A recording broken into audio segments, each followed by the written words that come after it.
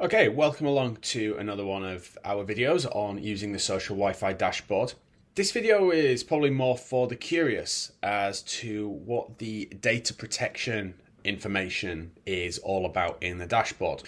Let me start by showing you what I'm referring to and where. You will see this if you add a new venue, and on the first page you have this data protection system, and if you turn that on, it asks you for some information, your company name, an email address for data protection requests. These two are compulsory. And then we have address, tax number, and we can ignore this create default page agreement for the time being. The last two, address and tax number, are not compulsory because in certain countries you don't need that information. You can also see this if you go into any venue, go to the settings tab, and about halfway down on the right hand side we have data protection, and if we turn that on again we have the same options here. Now this information is embedded on the user acceptances when they are opting in to the use of their personal data. So in Europe we have the GDPR and General Data Protection Regulations, and in other countries around the world there are their own laws, their own schemes. But we generally find that GDPR from Europe is the strictest and is the one to follow. So we build things around this. And for that, we need to put on the opt-in legal information, the formal company name, so it's registered name. And we also need to give an email address that users can contact in order to delete their data from their databases.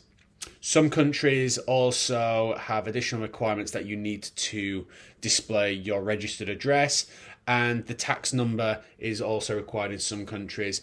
May not necessarily be the tax number, might be the company registration number, but in a lot of countries the tax number and the registration number are the same.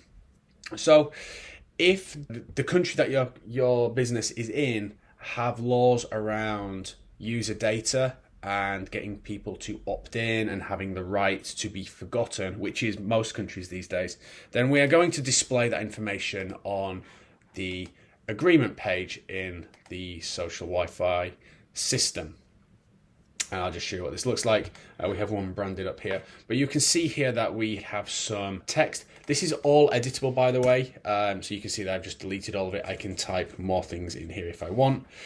But within here, you'll see that we have some placeholders, and it basically says company name in between two percentage points. Those are placeholders for the information that you have given on the pages that we've just looked at.